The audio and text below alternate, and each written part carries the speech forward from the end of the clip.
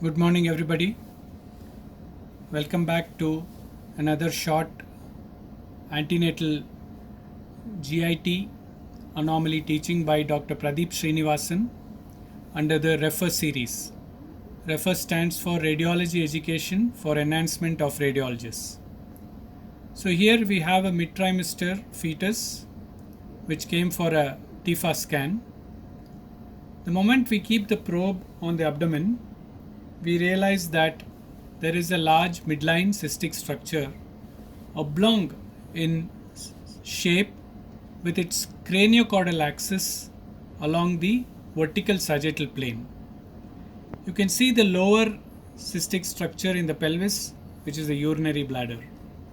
So we keep in mind that there is a midline abdominal cystic structure.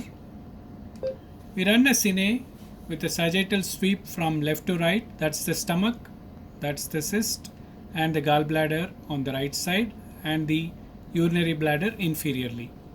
So when we go from left to right, stomach, cyst, gallbladder, inferiorly urinary bladder.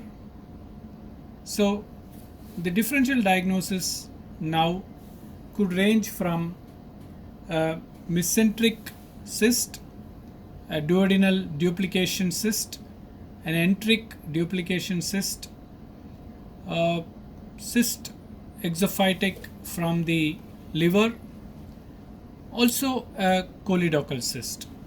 So now let's see where this fits into.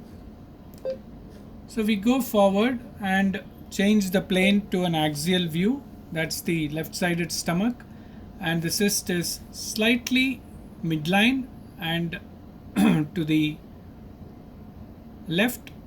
The gallbladder is seen to the right of the cyst. So here is the gallbladder, that's the cyst, that's the umbilical vein, so urinary bladder. So in an axial plane, we realize that the cyst is slightly in the midline, much anterior to the retroperitoneum. So if you see here, that's the aorta. Those are the mesenteric vessels. So it's actually a little anterior to the retroperitoneum and in the mesenteric plane. Now I change to high frequency convex probe, and you can see that the cyst is sort of centrally located with small bowel displaced around it, and you can see a little bit of echogenicity, which is the mass effect by the cyst on the surrounding structures.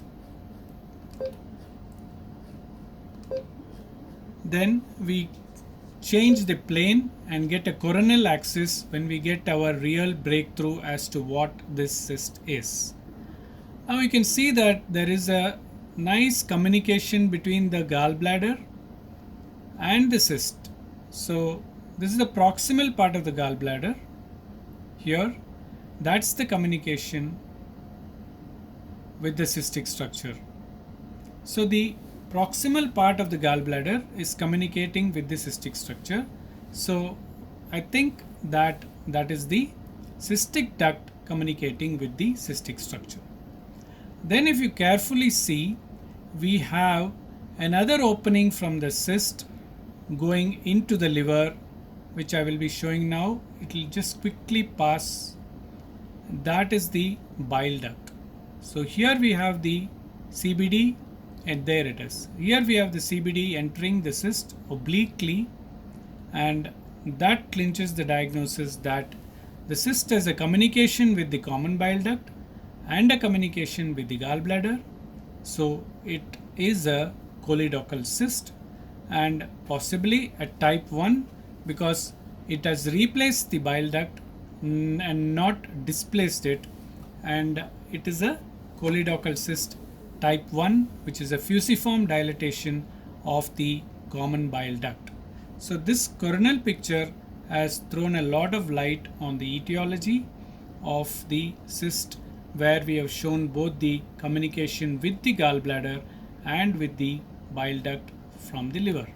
And note that there is no biliary dilatation, and this is possibly a type 1 choledochal cyst. other cines trying to demonstrate the communication again. So you can see that the gallbladder now is here, and that's the umbilical vein getting draped over the cyst. So this is the GB upper part, and that's the cyst, and that's the communication. Then we split the screen and we measure the long axis and the anteroposterior and breadth of the cyst. It measures about 18 into 17 into 14 mm, with a large structure for the mid-trimester fetus. Subsequently, a mid-sagittal plane shows the relationship of the umbilical vein with the cyst. So you can see the umbilical vein entering the umbilicus and trying to go to the liver.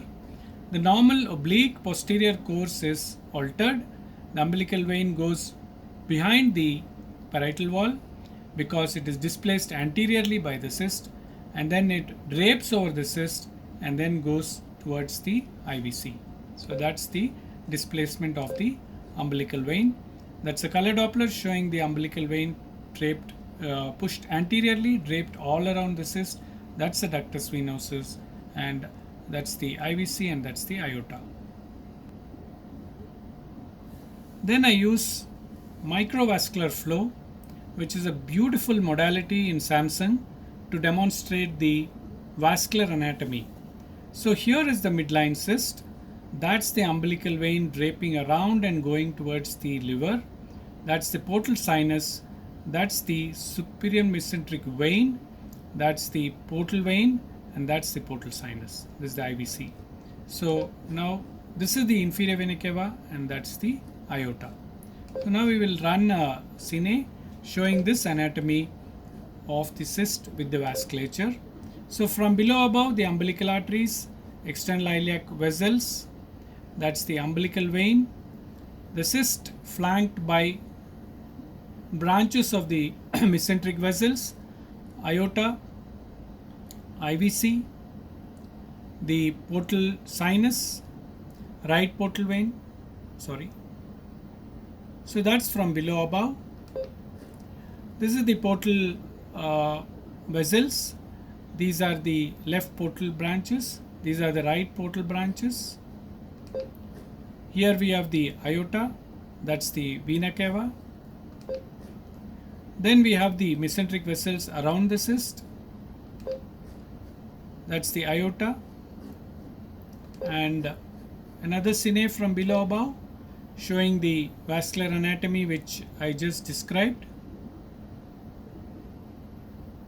So here you can actually see the left-sided cardia and the portal vessels, the celiac axis, superior mesenteric artery. That's the SMA-SMV relationship, which is normal. These are the mesenteric vessels, and the vessels getting draped around the choledochal cyst. It's the umbilical vein, two umbilical arteries. So today we have seen a large mid-abdominal cystic structure, started with a lot of DDs. The clinching point was its communication with the biliary system, and a little bit of vascular anatomy has put it in the plane of the CBD, and this is a case of type 1 choledochal cyst. We have advised for an amniocentesis and chromosomal microarray, though literature says that usually it's sporadic, associations are very less. Counseling has been done, and the need for postnatal surgery, excision, and choledochojejunostomy or biliary diversion has been counseled to the patient. Thank you very much for a patient learning.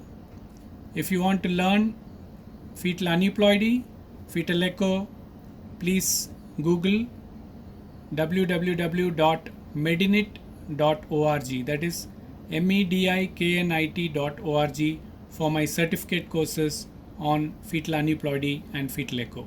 Thank you very much. Dr. Pradeep Srinivasan. Happy learning. Jai Hind.